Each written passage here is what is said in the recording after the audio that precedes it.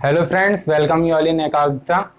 तो जैसे कि हम पढ़ रहे थे शेड्यूल 7, वो पिछले लेक्चर में थोड़ी मिस्टेक हो गई थी, इसलिए हम इस लेक्चर में नया लेक्चर में मैं लेके आया हूँ। तो इसमें हम क्या पढ़ रहे थे? तो शेड्यूल 7 क्या होता है? बेसिकली सेंटर और स्टेट के बीच में जो डिवीजन ऑफ पावर दिखाता है उसी को हम क्या कहते हैं? शेड्यूल 7। इसके अंदर जो सेंटर और स्टेट में जो पावर डिवीजन है, और पावर डिवीजन किसके हेल्प से, किसके माध्यम से है? वो है लिस्ट के माध्यम से। जो फर्स्ट लिस्ट होती है यूनियन लिस्ट, सेकंड लिस्ट को स्टेट लिस्ट, थर्ड लिस्ट को कंकरेंट लिस्ट। देखो, और इन लिस्ट को कहते क्या है वो हम देखेंगे। देखो, यूनियन लिस्ट जो होती है इसके अंदर 97 आइटम्स थे, अब जो है अब 100 आइटम्स प्रेजेंट है। आइटम्स मतलब सब्जेक्ट्स, यानी कि जो भी मतलब इतने पॉइंट्स पर लॉ बना सकता है। अब देखो, वो आगे भी हम पूरा पढ़ेंगे कि क्या एक्चुअल में यूनियन लिस्ट है। दूसरा स्टेट लिस्ट, इसके अंदर 66 आइटम्स थे, फिर इसके अंदर थोड़ा कम कर दिए गए और 61 रख दिए गए।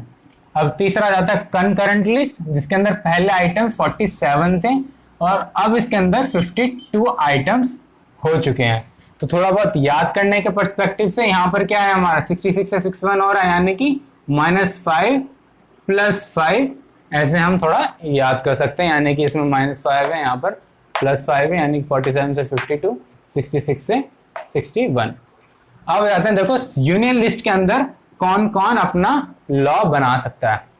तो इसके अंदर सिर्फ सेंटर को ही अथॉरिटी है लॉ बनाने की। तो इसके अंदर कौन बना सकता है? सिर्फ सेंटर लॉ बना सकता है।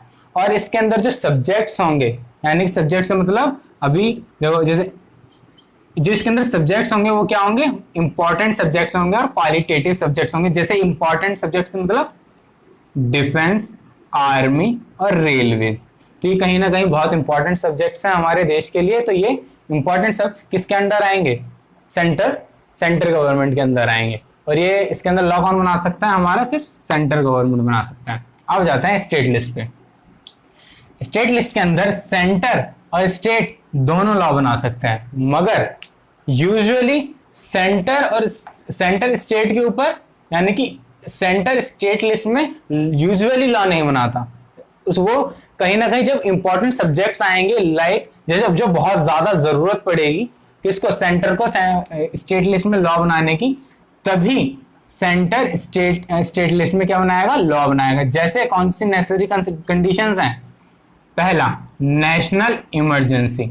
और ये जो सेंट्रल लॉ बना रहा है स्टेट लिस्ट में, कौन से आर्टिकल में लिखा है ये चीज है? किस आर्टिकल से बना रहा है? आर्टिकल 249। आर्टिकल 249 में ये है कि सेंटर क्या स्टेट लिस्ट में अपना क्या बनाता? लॉ बना सकता है, मगर उसके अंदर क्या होगा? मगर कुछ नेसेसरी कंडीशन हो वो तभी लॉ बनाएगा। एग्जांपल के तौर पे जैसे इमरजेंसी प्रोविजंस। दूसरा, जब स्टेट 1 यानी कि 2 स्टेट हो कोई भी, जैसे मान लो कोई भी उत्तर प्रदेश हो गया, बिहार हो गया, जैसे स्टेट 1 और स्टेट 2, इन दोनों के बीच में कोई ना कोई डिस्प्यूट हो रहा हो, कोई ना कोई लड़ाई हो रही हो और इन दोनों से सॉल्व नहीं हो रही हो, तो उस समय क्या करेंगे कि सेंटर और स्टेट क्या करेगा? दोनों S1 और स्टेट क्या करेंगे? वो सेंटर के पास जाएंगे और सेंटर से क्या बोलेंगे? भाई देखो, हमसे तो सॉल्व हो नहीं रहा, आप सॉल्व कर दो।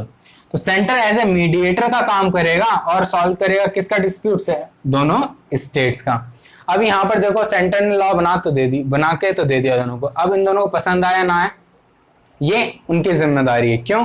अब देखो, सेंटर ने जब कोई भी केस या कोई भी चीज, ये दोनों के डिस्प्यूट का केस क्या सेंटर के पास पहुंच गया, तो सेंटर जो भी बना के देगा, चाहे S1 को पसंद आए या S2 को ना पसंद आए, या इसको पसंद आए इसको ना पसंद आए, तो ये दोनों को ही मानना पड़ेगा। उसके बाद सेंटर के पास पावर आ जाती है कि वो कहीं ना कहीं अपना जो लॉ बनाए वो इन दोनों के पास एम्पावर कर सकता है। अब इनके ऊपर जो स्टेट लिस्ट है, देखो स्टेट लिस्ट के अंदर जो सब्जेक्ट्स होते हैं वो कहीं ना कहीं इंफीरियर सब्जेक्ट्स होते हैं, ज्यादा क्वालिटेटिव सब्जेक्ट नहीं होते। एग्जाम्पल के तौर पे जैसे पुलिस, हॉस्पिटल और पब्लिक हेल्थ सैनिटेशन, ये सब हमारे स्टेट लिस्ट के अंदर आते हैं। एक और चीज बताना भूल गया, जैसे आर्टिकल है, आर्टिकल 249 के हेल्प से क्या होता है? माध्यम से सेंटर क्या स्टेट लिस्ट में लॉ बना सकता है। ठीक है, मगर जो यहाँ पर जो पारित होगा, कोई भी जो लॉ जाएगा, सबसे पहले वो किस में जाएगा, राज्यसभा में जाएगा। फिर यहां से ये कंपलसरी है कि सबसे पहले जो 249 आर्टिकल में कि वो जो लॉ होगा पहले राज्यसभा में जाएगा फिर लोकसभा में जाएगा। ये चीज कंपलसरी है, नहीं तो कुछ कुछ लॉ ऐसे होते हैं कि पहले लोकसभा में जाएंगे फिर राज्यसभा में जाएंगे, या फिर पहले लोक राज्यसभा में चले जाएंगे फिर लोकसभा में चले जाएंगे फिर प्रेसिडेंट के पास जाएंगे। मगर इसमें कंपलसरी होता है कि राज्यसभा में स्टार्टिंग पहले जाएगा ही जाएगा। ये चीज मैं आपको आगे भी अच्छे से आर्टिकल 249 स्टेप वाइज आगे भी बताऊंगा। अब जाते हैं हम अपनी कंकरेंट लिस्ट पे। देखो कंकरेंट लिस्ट में क्या होता है, सेंटर और स्टेट यूजुअली दोनों लॉ बना सकते हैं।